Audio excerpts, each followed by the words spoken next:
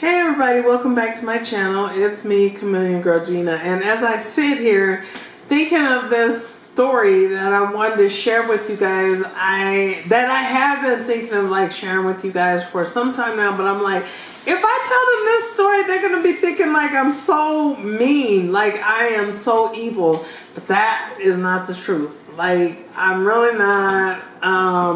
Somebody was just saying, like, you gotta worry about the people that always say that they're like a good person and stuff like that. But I honestly believe that I am like such a good person, and I feel like I don't deserve like a lot of things that has like happened to me, but it's unfortunate. But on the other hand, it's a way to learn because it's a lesson, and you find your blessings and lessons and things like that as you go through life, even if you have to search for them. So anyway, with that being kind of like said, the title is true, completely 100%. There is a but, however. So there was this girl, and her name is going to be probably, I'm going to call her CC. And so anyway, CC was those really, she was a troublemaker basically, and I guess we kind of knew it. She was from a different school, you know. I can't even remember what school she was from, but anyway, I wouldn't say it on here.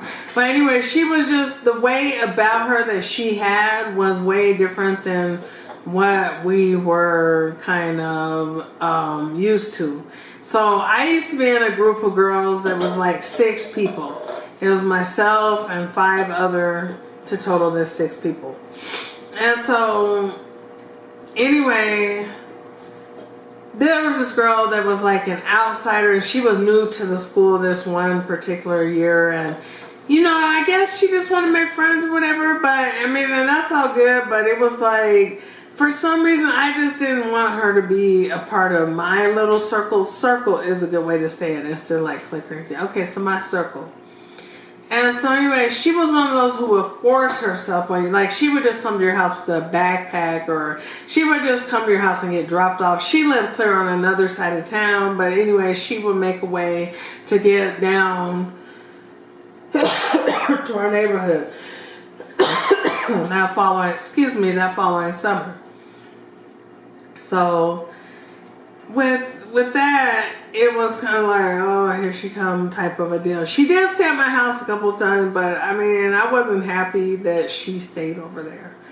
And most people that she stayed at their house, which was like everybody, because she's finding a way to get to our neighborhood because her boyfriend lived in our neighborhood. And so that was her biggest reason for really wanting to be down there and around us.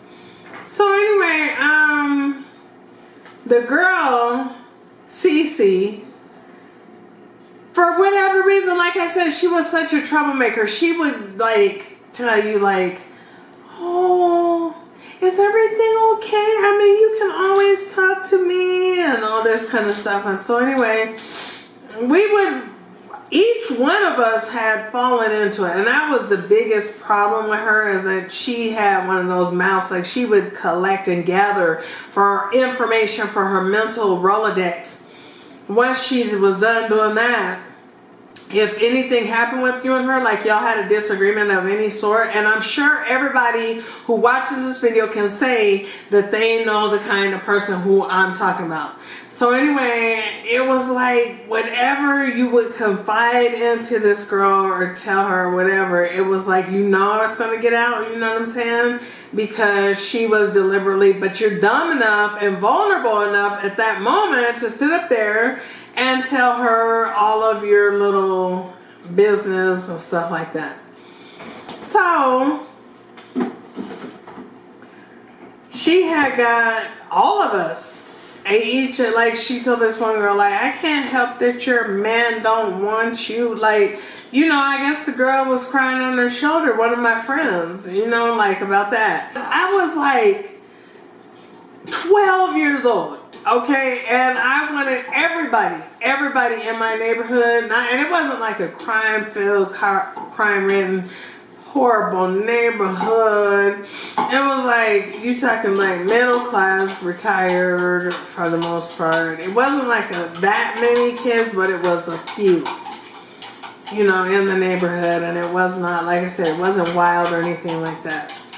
Everybody knew how to drive. I don't even care how young you were. I don't know how we learned how to drive back in those days. Can y'all please comment that if you're born like 70s, 80s era, all kids knew how to drive by the time they were like 12 years old. I don't know if our parents used to sit us on their lap or whatever, but anyway, I know that I was among them kids who knew how to drive. I knew how to drive when I was 12 years old. That's been a lot, many moons ago that I learned how to drive. So anyway, this would happen. And I wouldn't even want my kids to see this because I don't want them ever thinking they could take my vehicle.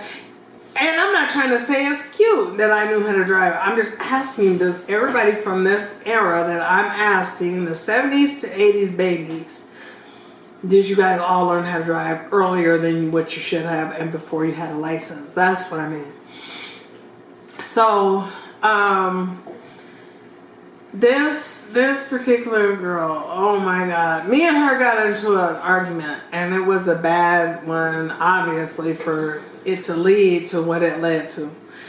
So for some reason, so I couldn't stand her ass, and I'm gonna tell this story just like it went. I don't want nobody thinking that I'm that mean or whatever, but I'm gonna tell you, this girl, I promise you, it was like, you cannot get rid of this person. I don't care what you're trying to do, and this person needs to go, because they're like the type of person who's vindictive, and they're always looking to have something over your head. And I remember I had told her, and at that time I absolutely was not fat.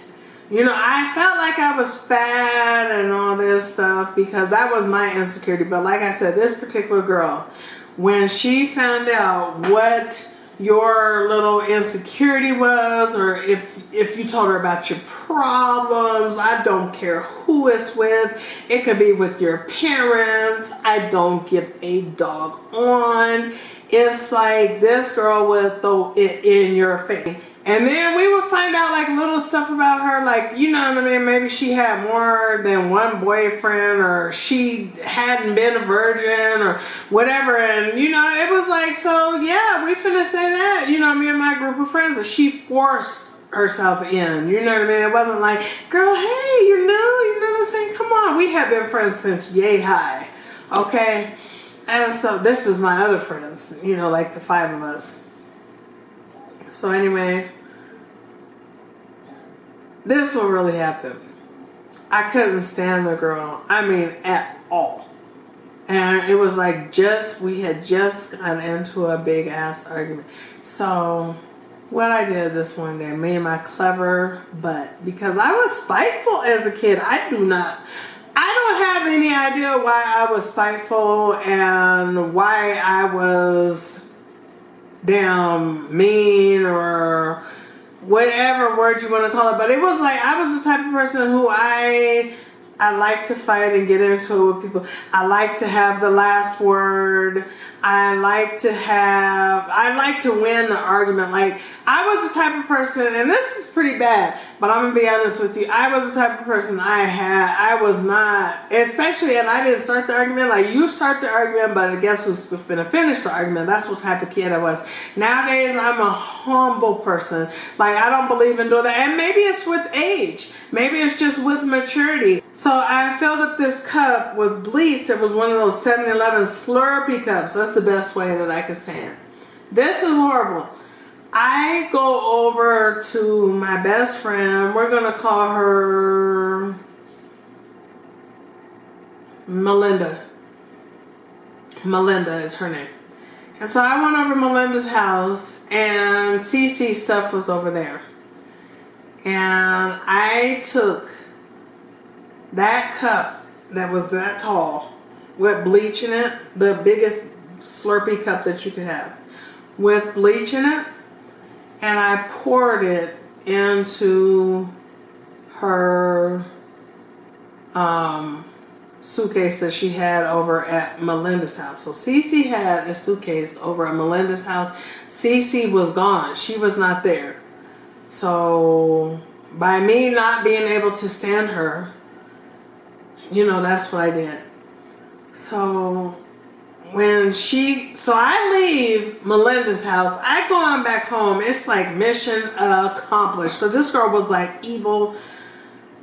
The seed of truly Chucky. And so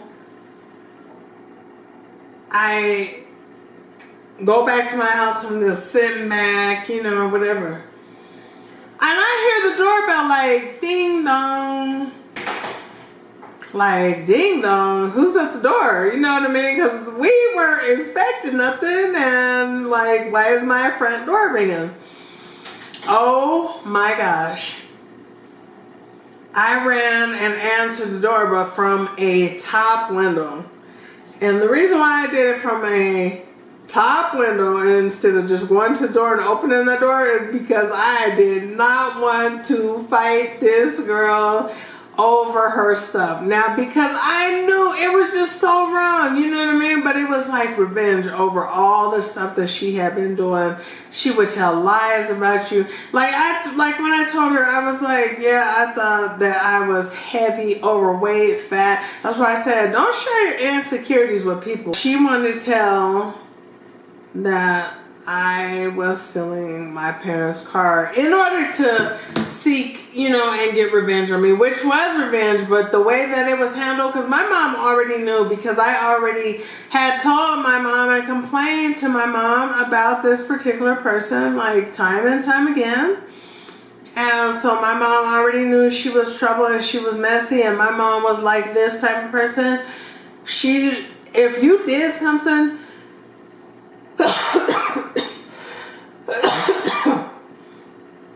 if you did something to somebody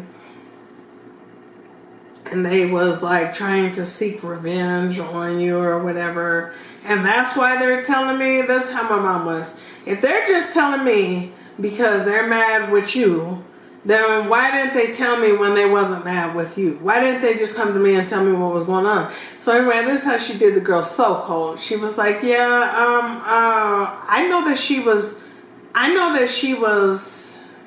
that she took my car. I could tell the way that the seats would move, sweetie. But thank you for letting me know that you have seen her do it. I'm going to talk to her about that. And so anyway, my mom just played it like that. Like she's going to talk to me to this girl because like she said, if the girl wanted to tell me that you did something, why didn't she do it when y'all was, you know, good friends or whatever? And so I appreciate that about my mom and my child rearing, because it's just how my mom was, what type of person she was. And so kind of like it didn't benefit the girl the way that she thought it would for her telling my mom, because my mom was like, oh yeah, I could tell somebody been driving it besides me, you know, because my mom wasn't no fool type where you could get up on her and get over on her and stuff like that. My mom was never like that. And you know, that's a good thing, because my mom is 86 years old now, and her mind is just sharp, sharp, sharp. And so anyway, that is what happened, and that is the reason that I unfortunately bleached this girl's whole entire wardrobe. I hate to say this, but that very girl, I haven't seen her in several years, but everything that she would clown us and talk about, you know, each one of us in that group of friends, and use against us and hold and throw in our face and all this stuff, is what has happened to her.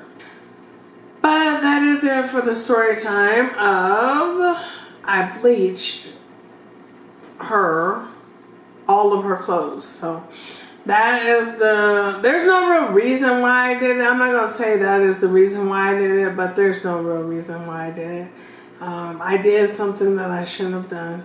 But in the meantime, thank you all. God bless, and enjoy the rest of your day.